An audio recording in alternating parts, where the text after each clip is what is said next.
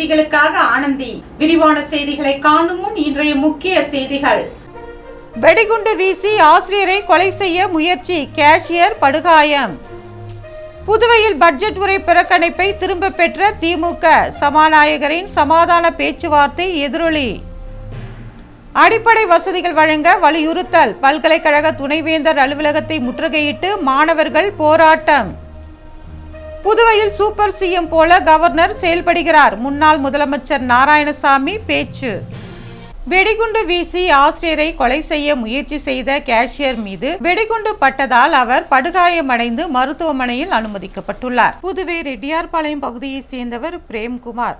ஆசிரியரான இவர் புதுச்சேரி கிழக்கு கடற்கரை சாலை கபிலன் நகரில் வாடகை வீட்டில் டியூஷன் நடத்தி வருகிறார். இதேபோல ரெயின்போ நகரை சேர்ந்தவர் ரவீந்திரன் நேரு வீதியில் உள்ள ஒரு துணிக்கடையில் கேஷியராக வேலை பார்த்து வருகிறார். கடந்த சில ஆண்டுகளுக்கு முன்பு ரவீந்திரனின் மகள் பிரேம்குமாரின் டியூஷன் சென்டரில் படித்து வந்துள்ளார். அவரை ரவீந்திரனின் மனைவி அழைத்து சென்று வருவது வழக்கம். அப்போது பிரேம்குமாருக்கும் ரவீந்திரனின் மனைவியும் பேசி வந்துள்ளனர். டியூஷன் சென்டரை தாண்டி இவர்களது பேச்சுவார்த்தை செல்போனிலும் தொடர்ந்துள்ளது. இதனால் மனைவி மீது சந்தேகம் கொண்ட ரவீந்திரன் மனைவியை கண்டித்துள்ளார். மேலும் டியூஷன் சென்டருக்கும் சென்று பிரேம்குமாரிடமும் தகராறு செய்துள்ளார். ஆயினும் இருவரும் தொடர்ந்து பேசி வந்ததாக கூறப்படுகிறது. இதனால் கணவன் மனைவிக்கிடையில் கருத்து வேறுபாடு ஏற்பட்டு இருவரும் பிரிந்து தனித்தனியாக வாழ்ந்து வருவதாக கூறப்படுகிறது. இதனால் ரவீந்திரன் பிரேம்குமார் மீது கோபத்தில் இருந்து வந்துள்ளார்.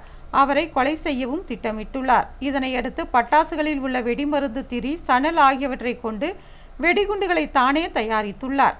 இதனையடுத்து நேற்றிரவு 10 மணியளவில் டியூஷன் சென்டர் சென்றுள்ளார். அங்கு ஆசிரியர் பிரேம்குமார் டியூஷன் முடிந்து பிள்ளைகளை அனைவரும் சென்று விட்டனர். உணவு டெலிவரி ஊழியர் போல சென்ற ரவீந்திரன் பிரேம்குமாரை வெளியில் அழைத்துள்ளார். பிரேம்குமார் வெளியில் வந்தபோது தான் கொண்டு வந்திருந்த பெட்ரோல் குண்டை அவர் மீது வீசியுள்ளார். ஆனால் அது சரிவர வெடிக்கவில்லை. இதனையடுத்து தான் இருசக்கர வாகனத்தில் கொண்டு வந்திருந்த வெடிகுண்டை எடுத்து வீச முயன்றுள்ளார். அதற்குள் பிரேம்குமார் சுதாரித்து கொண்டு அங்கிருந்து தப்பியோடியுள்ளார். ஆனால் வெடிகுண்டு அவர் வீசுவதற்கு முன்பாகவே எதிர்பார விதமாக பயங்கர சத்தத்துடன் வெடித்தது. இதில் ரவீந்திரன் பலத்த காயமடைந்தார். இதனைத் தொடர்ந்து ரவீந்திரனை அப்பகுதி மக்கள் மீட்டு அரசு மருத்துவமனையில் அனுமதித்தனர். இது குறித்து தகவல் அறிந்த லாஸ்பேட்டை போலீசார் சம்பவ இடத்திற்கு சென்று விசாரணை நடத்தி வருகின்றனர். இதனைத் தொடர்ந்து அவரிடமிருந்து ஒரு நாட்டு வெடிகுண்டு கண்டுபிடிக்கப்பட்டது. போலீசார் வழக்கு பதிவு செய்து விசாரணை நடத்தி வருகின்றனர். இச்சம்பவத்தால் லாஸ்பேட்டை பகுதியில் நேற்றிரவு பரபரப்பு ஏற்பட்டது. புதுவையில் சபாநாயகரின் சமாதான பேச்சுவார்த்தையை அடுத்து புதுவையில் பட்ஜெட் உரை புறக்கணிப்பை திமுக திரும்ப பெற்றுள்ளது. புதுச்சேரியில் முதலமைச்சர் ரங்கசாமி தலைமையில் ஆட்சி அமைந்து 3 மாதங்களுக்கு மேலாகியும் இதுவரை நிரந்தர சபாநாயகர் நியமிக்கப்படவில்லை. இந்நிலையில் வருகின்ற 24ஆம் தேதி துணைநிலை ஆளுநர் உரையுடன் பட்ஜெட் கூட்டத்தொடர் தொடங்க உள்ளதாக தற்காலிக சபாநாயகர் அன்பழகன் தெரிவித்தார். அப்போது புதுச்சேரியில் சட்டப்பேரவை பட்ஜெட் கூட்டத்தொடரை தற்காலிக சபாநாயகர் கூட்டினால் கவர்னர் உரையையும் பட்ஜெட் கூட்டத்தையும் புறக்கணிக்கப் போவதாக திமுக எதிர்க்கட்சித் தலைவர் நாஜிம் அறிவித்திருந்தார். இந்நிலையில் சட்டப்பேரவை வருகின்ற 24ஆம் தேதி கூடுவதற்கான அனைத்து ஆயத்த பணிகளும் நடைபெற்று வருகிறது. இந்நிலையில் இன்று திமுக சட்டமன்ற உறுப்பினர்களை சபாநாயகர் அன்பழகன் அழைத்து பேச்சுவார்த்தை நடத்தினார்.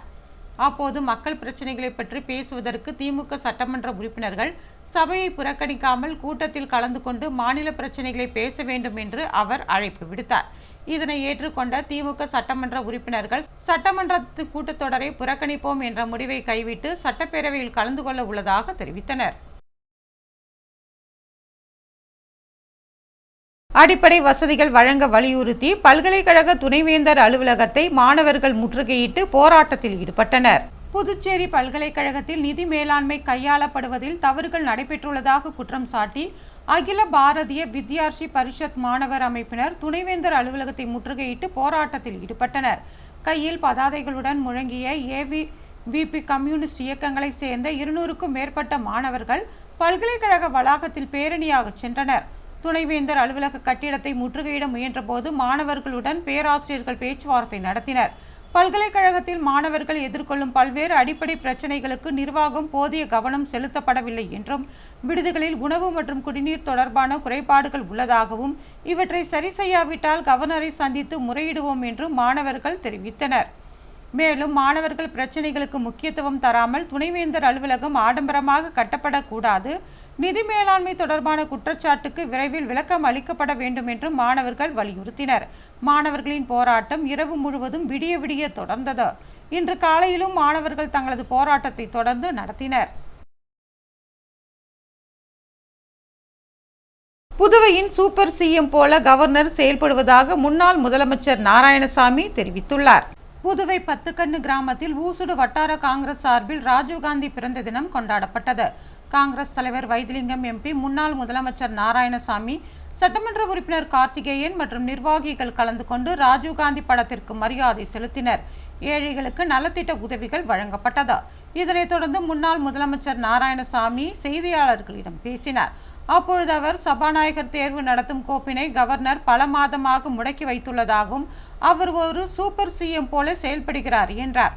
பாஜகவின் அடிமையாக இருக்கும் கவர்னர் முழுமையான சங்கியாக மாறிவிட்டார் என்றும் தற்காலிக சபாநாயகரால் புதுவையில் ஆட்சி நீடிக்காது என்று தெரிவித்தார். மாநில அந்தஸ்து பெற வேண்டும் என்றால் டெல்லிக்கு செல்ல வேண்டும். முதலமைச்சர்கள் மாநாட்டில் கூட ரங்கசாமி பங்கேற்காமல் புறக்கணித்து விட்டார் என்றார். அவர் எப்படி மாநில அந்தஸ்தை பெறுவார் என்றும் கேள்வி எழுப்பினார்.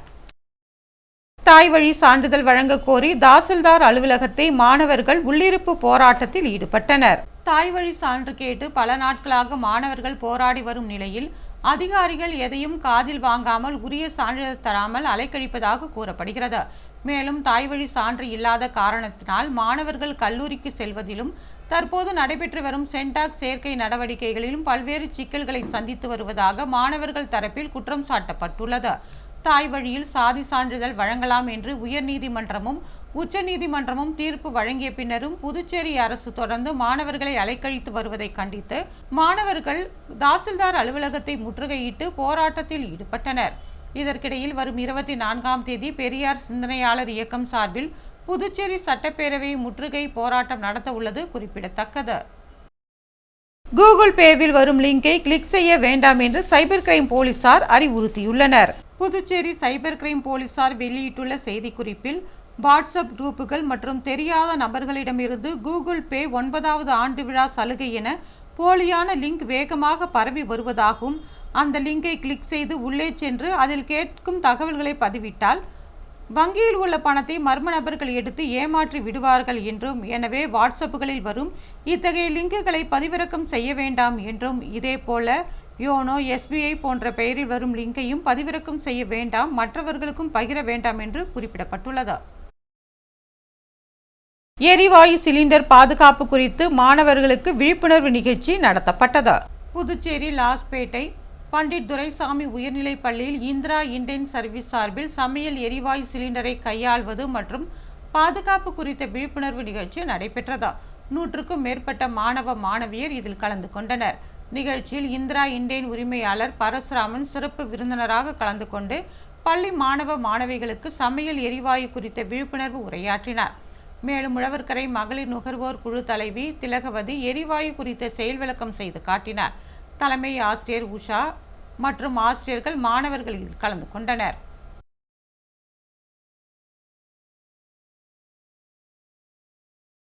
உப்பனாறு வடிகால் வாய்க்கால் தூர்வாரும் பணியை சட்டமன்ற உறுப்பினர் நேரு தொடங்கி வைத்தார். எதிர்வரும் மழைக்காலங்களை கருத்தில் கொண்டு உருளையன்பேட்டை தொகுதி முழுவதிலும் உள்ள கிளை வாய்க்கால்களை தூர்வாரும் பணி நடைபெற்று வருகிறது. கிளை வாய்க்காலில் இருந்து வெளியேறும் மழைநீர் அனைத்து உப்பனாறு பிரதான மழைநீர் வடிகால் வாய்க்கால் வழியாக கடலில் கலக்கின்றன. மேலும் உப்பனாறு வாய்க்கால் மேல் சாலை அமைக்கும் பணிகள் தொடர்ந்து நடைபெற்று வருகிறது. இதனால் உப்பனாறு மழைநீர் வடிகால் வாய்க்காலில் ஆங்காங்கே அடைப்புகள் சேரும் சகுதியுமாக புதர்மண்டி காணப்படுகிறது. இதனால் கிளை வாய்க்காலில் இருந்து வெளியேறும் மழைநீர் ஆங்காங்கே தேங்கி நின்று பொதுமக்கள் வசிக்கும் பகுதிகளில் ஊடுருவி பொதுமக்களின் உடைமைகளை வீணாக்கி வருகிறது. இது போன்ற பிரச்சனைகளை தவிர்க்கும் விதமாக உருளையன்பேட்டை தொகுதி சட்டமன்ற உறுப்பினர் நேரு என்கிற குப்புசாமி பொதுப்பணித்துறை தலைமை பொறியாளரை சந்தித்து உப்பனாறு பிரதான மழைநீர் வடிகால் வாய்க்காலினை தூர்வாரி சுத்தப்படுத்த வேண்டும் என்று வலியுறுத்தினார். தூர்வாரும் பணிக்காக பொதுப்பணித்துறை நீர்ப்பாசன கோட்ட பிரிவு மூலம் 29,49,000 ரூபாய் ஒதுக்கீடு செய்யப்பட்டுள்ளது. இப்பணிகளை சட்டமன்ற உறுப்பினர் நேரு பூமி பூஜை செய்து தொடங்கி வைத்தார். இந்நிகழ்ச்சியில் பொதுப்பணித்துறை தலைமை பொறியாளர் வீரசெல்வம், கண்காணிப்பு பொறியாளர் சுந்தரமூர்த்தி, உதவி பொறியாளர் லூயி பிரகாசம் நிக்கோ, இளநிலை பொறியாளர் கணேசன் மற்றும் பொதுப்பணித்துறை அதிகாரிகள் கலந்து கொண்டனர். புதுவையில் நேற்றிரவு பெய்த கனமழை காரணமாக குளிர்ச்சியான சூழல் நிலவியது. புதுச்சேரி மற்றும் தமிழக கடலோர மாவட்டங்களில் மழை பெய்யக்கூடும் என்று சென்னை வானிலை ஆய்வு மையம் எச்சரிக்கை விடுத்திருந்தது. அதன் அடிப்படையில் புதுச்சேரியில் கடந்த சில நாட்களாக வெயில் வாட்டி வதைத்து வந்த நிலையில் நேற்று மாலை திடீரென்று அரை மணி நேரத்திற்கு மேலாக கனமழை பெய்தது. இந்த கனமழை காரணமாக வெப்பத்தின் தாக்கம் குறைந்து குளிர்ச்சியான சூழல் நிலவியது. மேலும் தொடர் கனமழையால் வாகன ஓட்டிகள் முகப்பு விளக்குகளை எரியவிட்டபடி சாலையில் சென்றனர். புதுச்சேரி மாநிலம் முழுவதும் பெய்து வந்த கனமழை காரணமாக தாழ்வான பகுதிகளில் மழைநீர் தேங்கி நின்றது. புதுச்சேரியில் நேற்று காலை முதல் வெயிலின் தாக்கம் அதிகமாக காணப்பட்டது. மாலை நேரத்தில் நகர பகுதிகளில் வெப்பம் நீடித்த நிலையில் முருகம்பாக்கம் பகுதியில் மழை பெய்து கொண்டிருந்தது. ஒரு புறம் வெயில் சுட்டெரித்து கொண்டிருக்க, மறுபுறம் மழை பெய்ததால் வெயில் பாதி மழை பாதி என்று வித்தியாசமான சூழல் ஏற்பட்டது. இதனிடையே வானில் அழகிய வானவில் தோன்றியது. வெயிலும் மழையும் ஒரே நேரத்தில் காணப்பட்ட அந்த காட்சி அப்பகுதி மக்களின் கவனத்தை ஈர்த்தது. மாலை நேரத்தில் திடீரென்று பெய்த மழையுடன் தோன்றிய வானவில் புதுச்சேரியின் வானை சிறிது நேரம் வண்ணமயமாக்கியது. ஸ்ரீ வெங்கடேஸ்வரா மருந்தியல் கல்லூரியின் 2வது பட்டமளிப்பு விழாவில் ஏராளமான மாணவர்கள் கலந்து கொண்டனர்.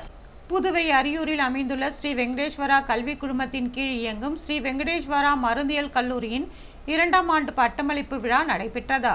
ஸ்ரீ வெங்கடேஸ்வரா கல்வி குழும தலைவர் ராமச்சந்திரன் தலைமை தாங்கிய விழாவில் புதுச்சேரி அரசின் சுகாதார மற்றும் குடும்ப நல சேவைகள் இயக்கத்தின் இயக்குனர் செவ்வேல் சிறப்பு விருந்தினராக கலந்து கொண்டு மாணவர்களுக்கு பதக்கங்கள் மற்றும் பட்டங்களை வழங்கி வாழ்த்தி பேசினார்.